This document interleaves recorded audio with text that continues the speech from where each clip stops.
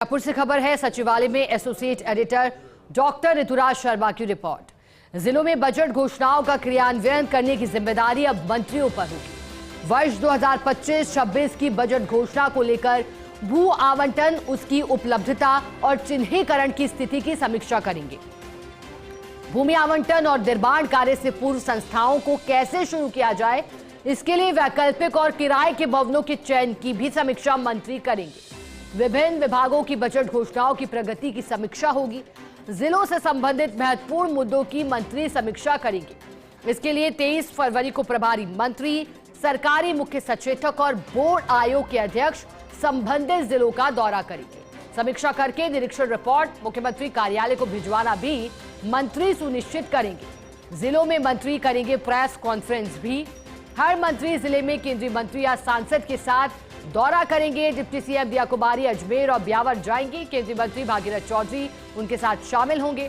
Deputy CM doctor Premchand Bairwa Bhilwara जाएंगे, उनके साथ दामोदर अग्रवाल शामिल होंगे। तो जहां 19 फरवरी को बजट पेश किया गया है 2025-26 के लिए, और इसी को लेकर ज्यादा जानकारी associate editor doctor Rituraj Sharma से लेंगे। ऋतुराज जी, राइजिंग राजस्थान के बाद का पहला बजट और कई मास्टर स्ट्रोक घोषणाएं। अब कहा जा रहा है कि समीक्षा के लिए पैटर्न में कुछ बदलाव है, मंत्रियों को भी प्रभार सौंपा जाएगा। क्या तरीका रहेगा, कैसे शुरुआत की जाएगी, कौन कौन साथ जाएगा प्रभारी मंत्रियों के, और किस तरह से इस प्रक्रिया की शुरुआत की जाएगी? देखिए, बहुत ही महत्वपूर्ण है ये, और संभवतः पहली बार ऐसा देखा गया कि बजट जब को पेश किया गया, जिसके 2-3 दिन बाद इस तरह के उसके क्रियान्वयन को लेकर इस तरह की कोशिश देखी गई। क्योंकि न सिर्फ मंत्रियों की तो जिम्मेदारी प्रत्यक्ष अप्रत्यक्ष रूप से बजट क्रियान्वयन की होती ही है, लेकिन इसमें जो जोड़ा है वो सांसदों को भी जोड़ा है, और जो संबंधित क्षेत्र के सांसद हैं या जो केंद्रीय मंत्री हैं वहां से उनको भी यहाँ पर जोड़कर और एक मिसाल दिखाने की कोशिश की गई है।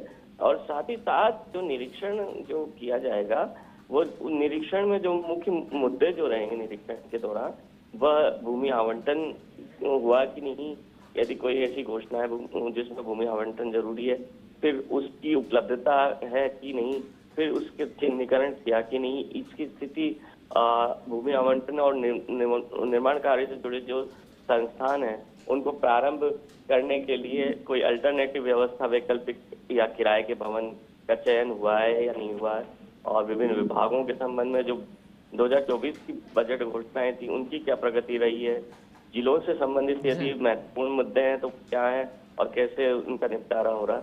तो ये एक व्यापक समग्र हम कह सकते हैं कि जिलों की यहाँ पर रैंकिंग होगी और समीक्षा होगी, और रिपोर्ट को मुख्यमंत्री कार्यालय भिजवाना होगा। इसी तरह जो जिला प्रभारी सचिव हैं वो भी साथ रहेंगे, और वो भी अपनी जो रिपोर्ट है वो 24 तारीख तक हर हाल में जो ऑनलाइन सबमिट करते हैं जैसे वैसे सबमिट उनको करना पड़ेगा।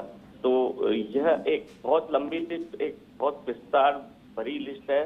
करीब 32 नाम है, और उतने ही उनके साथ करीब जो साथी जनप्रतिनिधि या बोर्ड आयोग के अध्यक्ष हैं। तो ये इस तरह की जो कोशिश है ये नवाचार है एक तरह से भजनलाल सरकार का, क्योंकि एक सामूहिकता का भाव पैदा होता है, एक एकता का भाव पैदा होता है कि पूरे बजट को लेकर किसी बजट पेश करने वाले मंत्री की ही जिम्मेदारी नहीं है, सारे मंत्रियों की जिम्मेदारी है। इसके साथ साथ ही जो संबंधित जिलों में किसी न किसी तरह से जनप्रतिनिधि है, वहां से बोर्ड आयोग का अध्यक्ष बना है, वहां का प्रतिनिधित्व करता है और बोर्ड आयोग का अध्यक्ष बन गया, या केंद्रीय मंत्री वहां से बन गए, तो उनकी भी जिम्मेदारी यहाँ पर दिखती है, और वो जवाबदेही एक संवेद कोशिश से वो क्रियान्वयन होती नजर आए।